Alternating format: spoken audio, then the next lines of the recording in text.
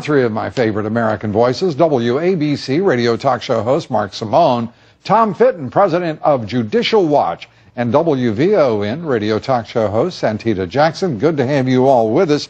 What is the lesson of the Occupy crowd, Santita? Well, you cannot evacuate a spirit. Occupy really is a spirit. And I think it's very interesting to watch this eviction after this 18-mayor meeting that was convened by Homeland Security, showing us how to evacuate, to evict these protesters. I'm very disturbed by that, and so are my listeners on WVON, because they feel that it was really an abrogation. WVON, there you go, the voice of the nation. But, you know, they were very concerned, Lou, about their First Amendment rights being abrogated. And that is something that really does concern me, because they have the right to occupy. They have the right to protest. Well, they were I have been heartened by watching for 2 months. Don't you think the officials have been very patient with people taking over public space that belongs to the people, not just a set of folks? Absolutely, but I think that America, this land is your land, this land is my land. I think that the Tea Party has the right to occupy. Did you just suspend property rights? I mean, what happened there? No, but I think I want to see the Tea Party. I want to see them in the streets. I want to see Occupy in the streets. Let's give WABC some time now. Come on, WABC. Yeah, my WABC listeners.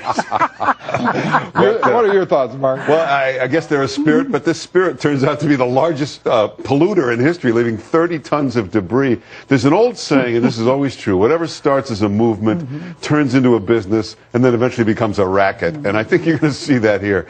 I hadn't heard that one. That's pretty good. But no, it's true. And this, I've heard already talk about CDs and putting out movies of this concerts and doing like a Farm Aid kind of... we got a brand. We got a brand, right? There's a lot of money to be made here. Yes, and that's a good thing. Tom, your thoughts on the Occupy movement? Is it a done deal, or is it going to percolate somewhere? What's the deal?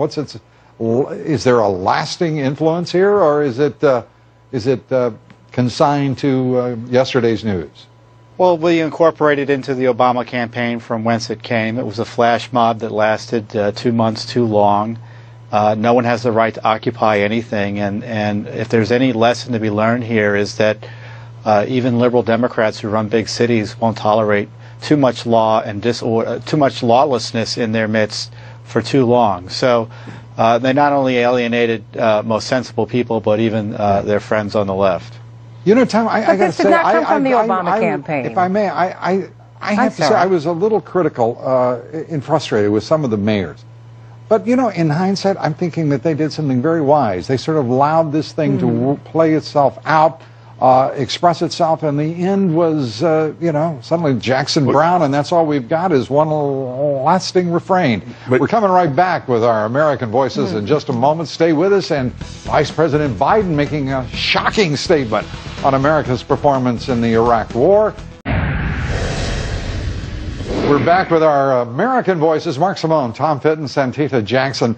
Tom, let me turn to you. Judicial Watch, an important watchdog over this government. You're involved in two efforts to create some transparency in this administration, Solyndra and Operation Fast and Furious.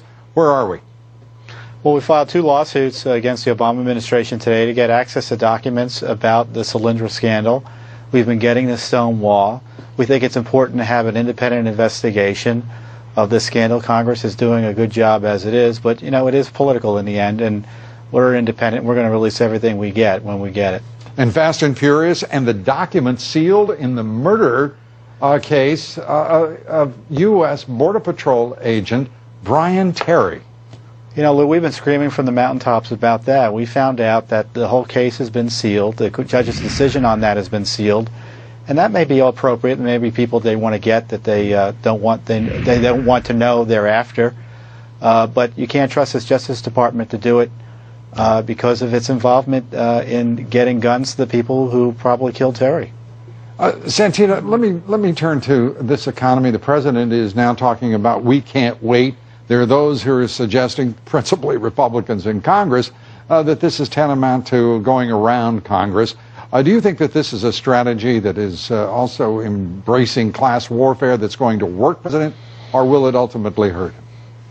Well, we don't need class warfare. What we need are some real answers, just as Judicial Watch is seeking, as Pat Tillman's family is seeking. What we need to know is why it is that the Federal Reserve could rescue Europe and not rescue people in their homes. I mean, the fact is, more and more Americans from the so-called right and the so-called left want to have some answers. This is a transpartisan issue, and you cannot lock that down. Transpartisan. I love that. Yes, it is. I like Absolutely. that. I mean, it has to go beyond parties. I mean, quite frankly, I'm an independent. I want to ask questions of Democrats, Republicans. I want to find out what the truth is. The fact is, we've had a $16 trillion bailout from the Federal Reserve Bank. We need to know where that money, why it went to every place but Americans. Santina's making a lot of sense here, Mark. Yeah, but he always says we can't wait. Then you don't hear from him for 3 months. So you had Democratic control of the entire Congress the first 2 years. Waited till that was over before he even got involved in the economy. You know, last night he was here in Manhattan. He raised $2.4 million for himself. Took the day off from running the country, but boy, did he do well last night. And you talk to people in the Senate, Congress, he's out of touch with them. He doesn't talk to anybody. The super committee looked like it would fail. Yeah, another president would have jumped in there. That's politics. It's what you do in the back room. It's not the speeches. Yeah, I don't think he was entirely unwise to stay as far away from that super committee as he possibly could. Folks, thanks for being with us. Mark, thank you very much. Appreciate it, Santina. Tom, thank you.